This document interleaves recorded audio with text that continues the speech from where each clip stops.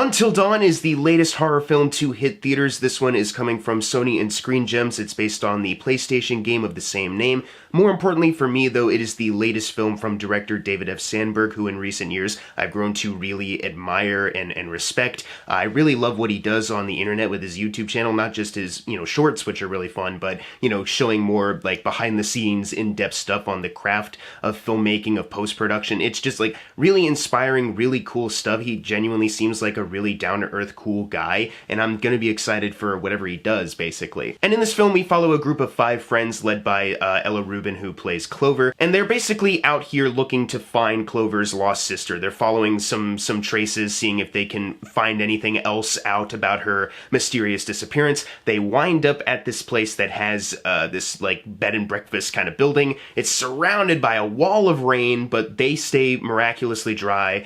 They go in and night quickly approaches, and, some fucked up horror shit happens, but then when they all die, it resets, and it's like, oh my gosh, what is this, fucking Groundhog Day? And then the rest of the movie plays out from there.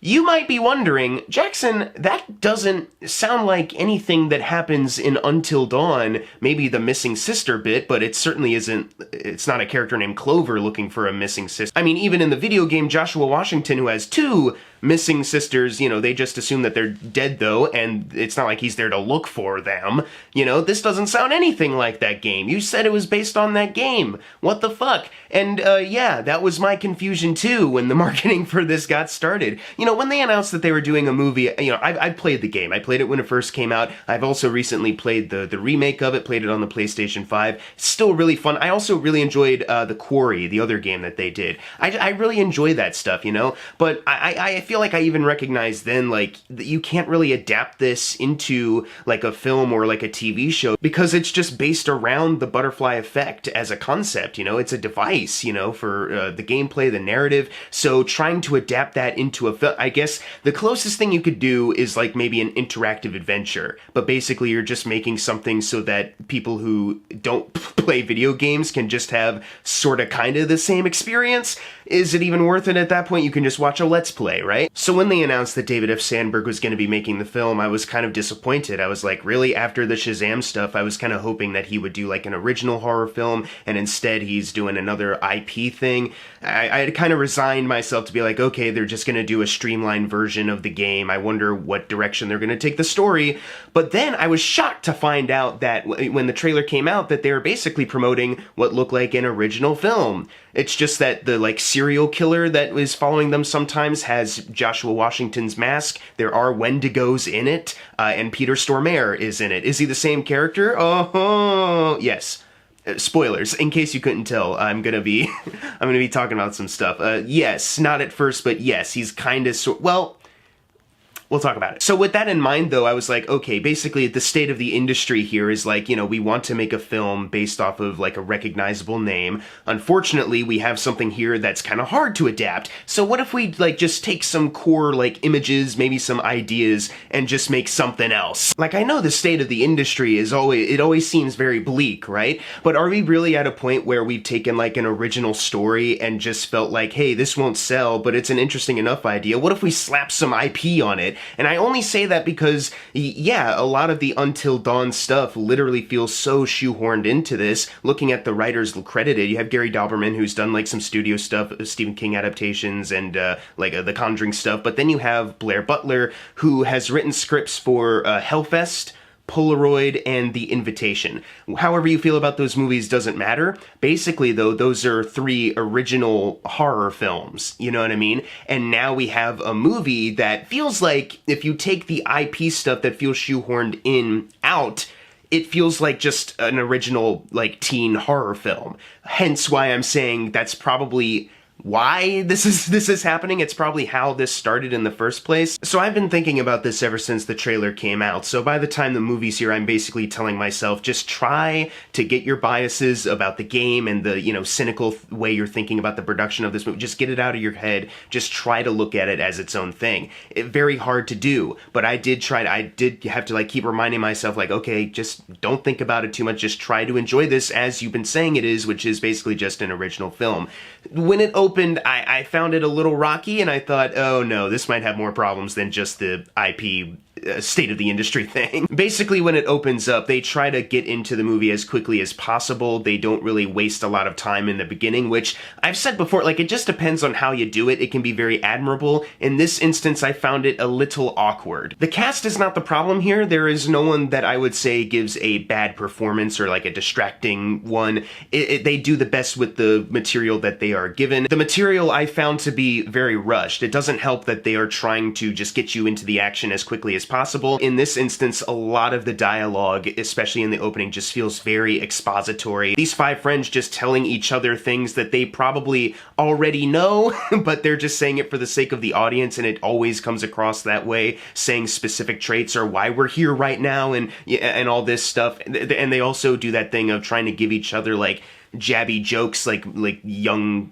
quips, like young people quips that don't always land. It was kind of this thing of like the actors are trying their best, but as far as like a camaraderie, like a true chemistry, it's not necessarily coming through because of the way they have structured this opening. And I thought we might be in trouble here. As much as like the drama is interesting with like the lead with Clover, played by Ella Rubin, trying to find a missing sister, and there's a couple other things they say as far as like the nature of that, how it ties into the character's overall arc. So there's something interesting to be mined there, but every other character I would say is not as interesting. It's a lot of stuff that has like either a very quick resolution or no resolution at all. There's certain avenues I thought they might take that they don't. I will say though that the movie does start to pick up a bit when, the time loop horror stuff does happen, because David F. Sandberg, if he knows anything, it's how to direct some good horror sequences, and there are plenty to be found here. This is probably his goriest film yet, actually, yeah, because Annabelle Creation kind of scratched the surface of what he could do with an R rating, and this one goes full force in a lot of ways, and that stuff got to be really fun, not just because we get to see characters die in interesting and unique horror ways, but, there is a bit of like a sense of humor to some of the stuff that they do, but it's also just very well crafted. As far as like visual effects, like there wasn't points where I was like, oh, that's a bad visual effects shot. They do a lot of like in camera practical stuff, like makeup design for like the Wendigos. The killer obviously has like the Joshua Washington video game mask. It looks good in live action. Some people just in full makeup. It does look very good, and I like that they are focusing on practical effects because it does put you in the moment a lot more. There might be a few technical things as far as like in certain sequences I think maybe are shot a little too dark. I talked about a little bit with Hard Eyes. That's just a common thing with certain movies these days, and a couple other technical things that aren't worth dwelling on too much, very nitpicky.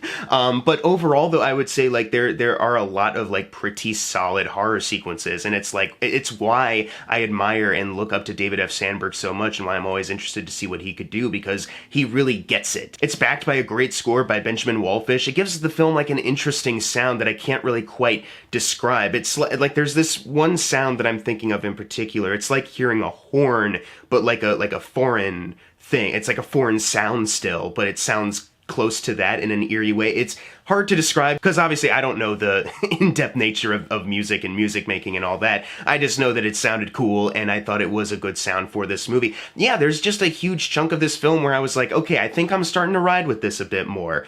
And then where it started to lose me again is when we do get to like the third act, once we finally get to like the last night, because the way they've set this time loop up is that you get 13 chances. Everyone that signed this ledger in the bed and breakfast place that we're at, got to 13 and then they were out, So they have 13 chances, and when they do get to that final night, that's when things started to show up once again, where I was like, oh no, like we kind of had something and now we're losing it again. It starts off with this like found footage homage that they're doing, because they're doing serial killers, they're doing witches and creatures, they're covering a lot of different like horror tropes and genres. So of course, they have to do the homage to found footage.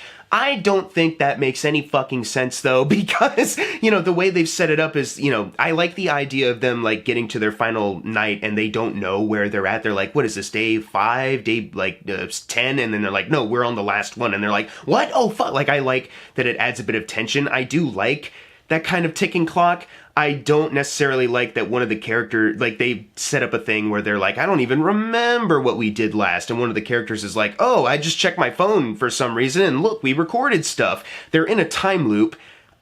They die, they come back to life, there's some, like, scars that still remain, but, the world resets. or not in the way that I'm thinking, I guess, because, you know, if you record stuff on your phone, that doesn't, like, reset, you know, it's just still there.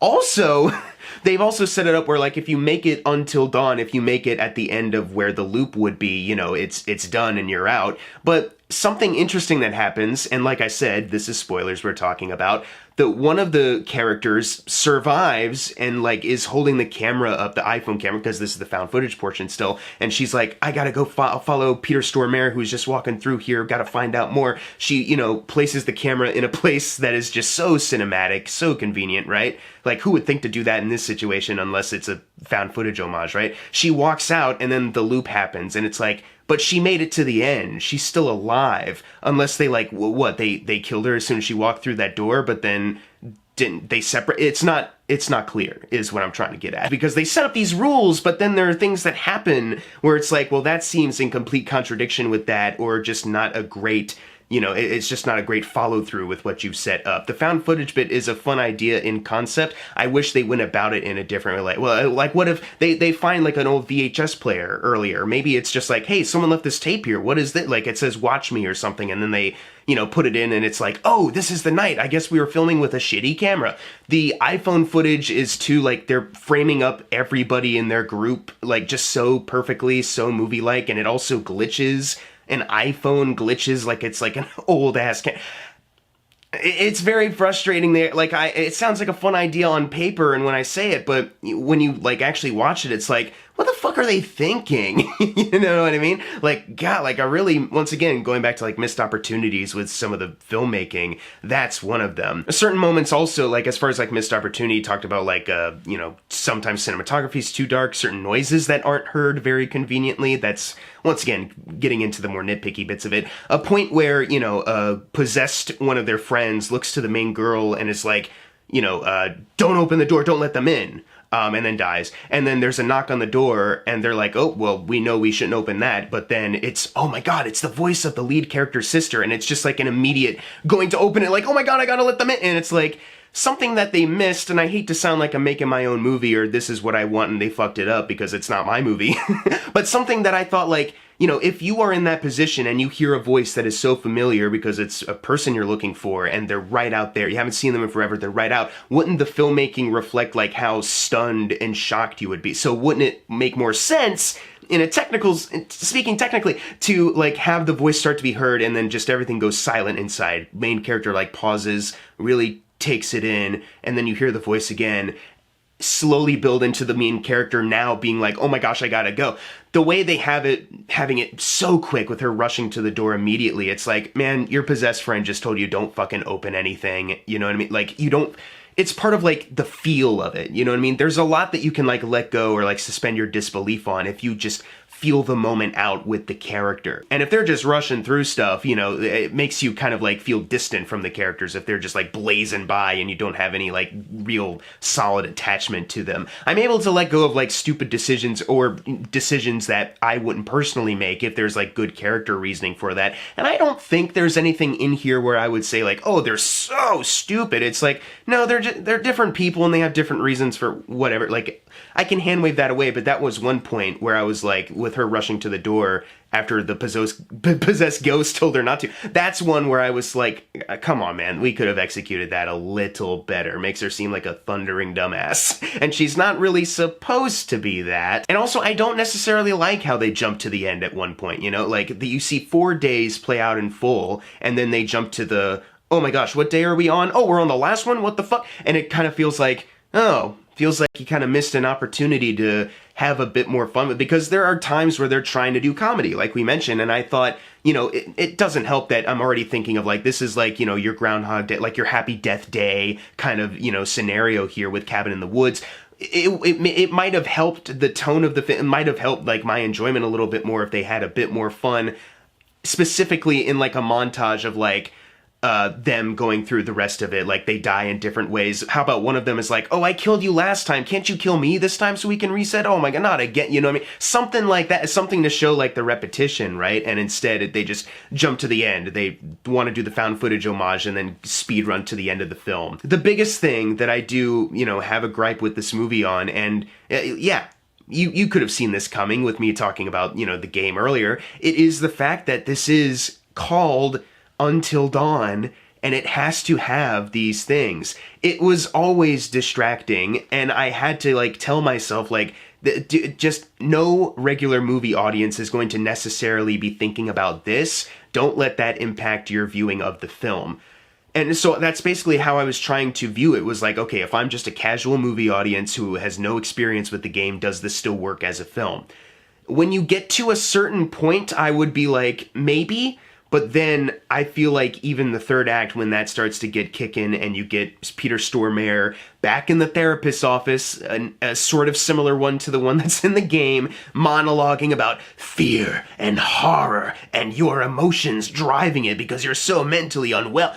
That's when I'm like, I think the rest of the audience would start to lose it at this point as well. You know what I mean? Like, they're gonna lose interest at this specific point. Like, they do try to work in a real-life history and mythology to not necessarily explain everything, like how this is happening, but at the very least just show, like, okay, this is why the Wendigos are here. This is why this is set up in this way. Hey, it's another mining disaster, like how there was a mining disaster in the Until Dawn video game. Crazy how that keeps fucking happening, and Peter Stormare's right around the corner, right? But, like, still, they also try to have it both ways of, like, an actual kind of explanation, but also, well, this is Clover's mental health, her poor mental health, fueling this place in a spiritual way, and Peter Stormare showing up at the gas station, but also showing up here as a therapist who can just kind of walk in and out of the rooms at any point, like, with no, like, is he like a ghost or something? How would he fucking show up at a gas station that's like a, you know, a mile or two away? Is he just a traveling ghost, or is he like a real life guy who comes in and out because he's, like he said, he's just interested in studying this shit?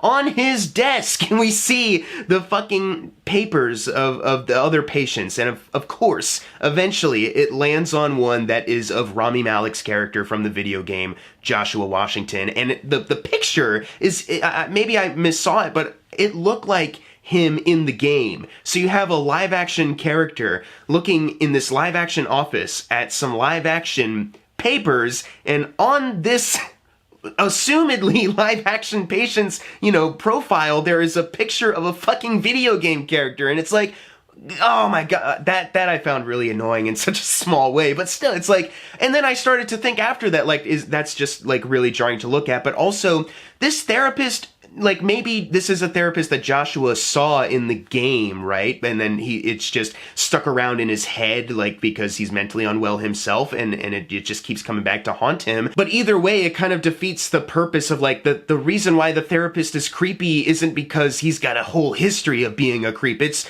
Josh. It's the character from the game. But now there's another movie that might take place in the same universe. Who fucking knows? But the way they wanted to, like, homage it and adapt it is to just make him just a fucking real life creep as well. It's just so fucking frustrating, and that's just for, like, the video game audience. If you're a casual movie audience, you're not thinking about that, but you might be confused about, like, okay, so what is he exactly? And why is he monologuing like a really typical villain and not doing anything? You know what I mean? It gets really fucking annoying, and it gets really frustrating as well when, you know, you think he's, like, fucking dead. Clover fucking tricked his ass.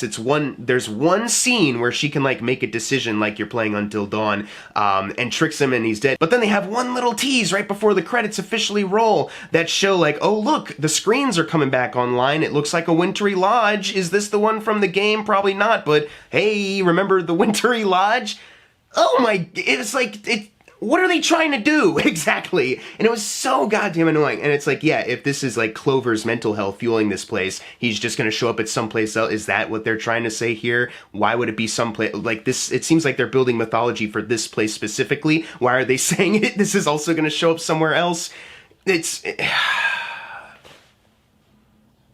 So you see, after all this, it's part of why I was saying, like, you know, there's probably a good original film in here somewhere, but they've slapped in this other stuff that they feel like has to be there because it's their way of honoring the games. Like, they've talked about how, like, no, this new thing we're doing with the time loop, it's like how you can, you know, start over and make different choices.